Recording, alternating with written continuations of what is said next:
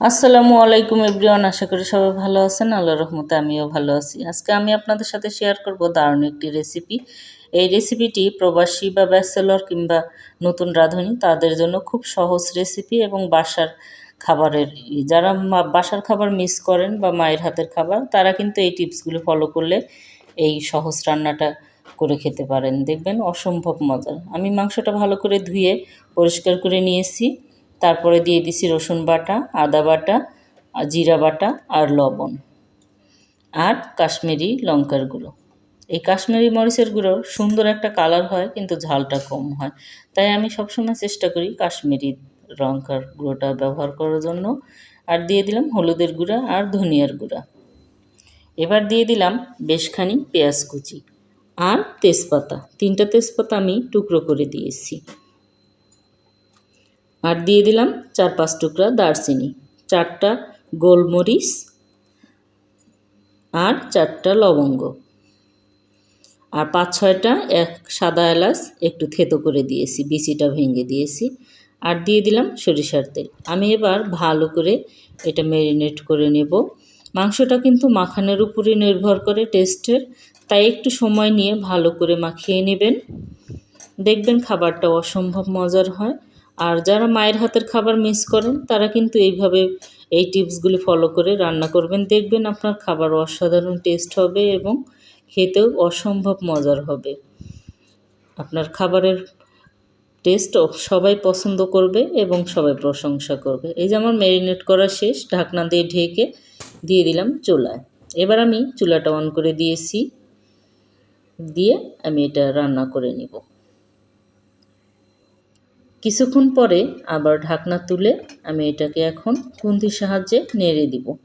আপনাদের কিন্তু একটু পরপর ঢাকনাটা তুলে তুলে নাড়তে হবে, যাতে মাংসটাও কুক হয় আর নিচে না লেগে যায়, আর সম্পূর্ণ মাংসগুলো প্রপারলি কুক হয়।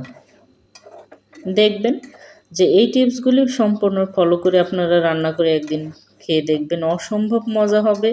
এবং আপনার মায়ের হাতের খাবার যারা আপনারা মিস করেন, তারা কিন্তু আপনারা অনায়াসে নিজের হাতের রান্না সেমভাবেই করে নিতে পারেন।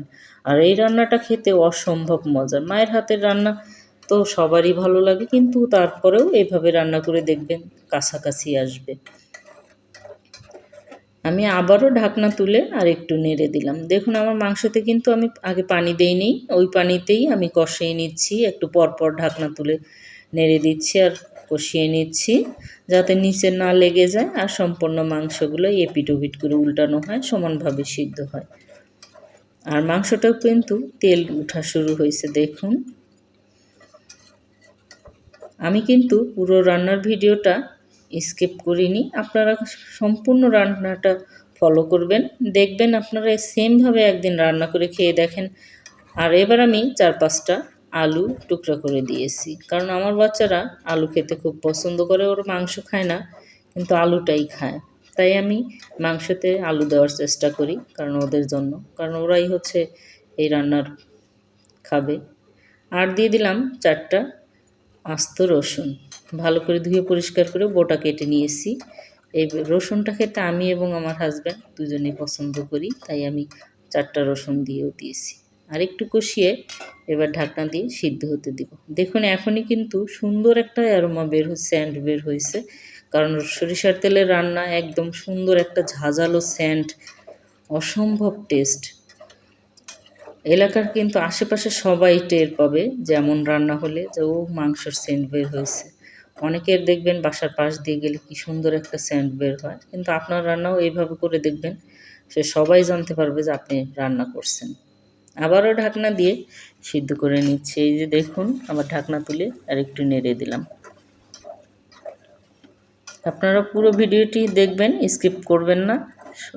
সম্পূর্ণ টিপসগুলি ফলো করলে দেখবেন আপনাদের রান্না কিন্তু অসম্ভব মজার হবে। আর আপনারা কে কোথা থেকে আমার এই ভিডিওটি দেখছেন অবশ্যই কমেন্ট করে জানাবেন। আর ভালো লাগলে অবশ্যই লাইক শেয়ার কমেন্ট করবেন, আমার পাশে থাকবেন। এই যে আমার মাংসতে ঝোল শেষ হয়ে একদম তেল উঠে গিয়েছিল, আমি এবার অল্প পরিমাণে পানি দিয়ে এটাকে সিদ্ধ হতে দেব। আমি আগে পানি ব্যবহার করি নেই, এই প্রথম করলাম। আমি কিন্তু এই পানিটাও রাখবো না, এটা হচ্ছে কষানোর ঝোল বলে। এই যে দেখুন কিছুক্ষণ পরে ঢাকনা তুলে ঝোলটা কমে আসছে, আর মাংসটা কিন্তু এখনও প্রপারলি নরম হয় নাই, তাই আমি এই পানিটাও শেষ করে ভালো করে কষিয়ে নেব। এটি হচ্ছে মাংসের মেন টিপস। আপনারা যদি এই পানি শেষ করেই খান তাহলে দেখবেন দাঁত দিয়ে টাইনে ছিঁড়তে হবে এবং খেতে তেমন একটা মজা হবে না।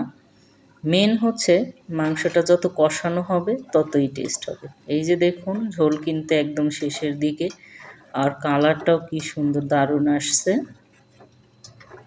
আমি কিন্তু ঢাকনা দিয়ে ঢেকেই সিদ্ধ করছি আর একটু পরপর নেড়ে দিচ্ছি। আপনারাও এই টিপসগুলি অবশ্যই ফলো করবেন। আর আমার এই ভিডিওটি ইউটিউব থেকে দেখলে সাবস্ক্রাইব করবেন এবং পেজ থেকে দেখলে ফলো দিবেন, যাতে আমার পরবর্তী নতুন ভিডিওর নোটিফিকেশন আপনাদের মোবাইলে আসে। এই যে আমি সেই পানিটি শেষ হয়েছে, আবারও ঝোল দিয়ে দিলাম। আমি কিন্তু এই ঝোলটাই রাখবো, কারণ এটা হচ্ছে লাস্টের দিকে দেওয়া। আমি একটু ঝোল ঝোল রাখবো এই মাংসটা, একদম কষানো করব না। এই যে কিছুক্ষণ পরে আবারও ঢাকনা দিয়ে সিদ্ধ করার পর ঢাকনা তুলে আরেকটু নেড়ে দিচ্ছি। আমার মাংসটা কিন্তু কাছে হওয়ার একদম শেষের দিকে, একদম হয়ে গেছে, প্রায় সিদ্ধ একদম হয়ে গেছে। এখন আমি অফ ক্যামেরায় ট্রাই করে দেখছি যে টিপ দিলেই ভেঙে যাচ্ছে মাংসটা। এই যে দেখুন একদম হয়ে গেছে। আমি এবার চুলাটা অফ করে দিলাম। ধন্যবাদ সবাইকে আমার এই ভিডিওটি দেখার জন্য। Thanks for watching. আল্লাহ হাফেজ।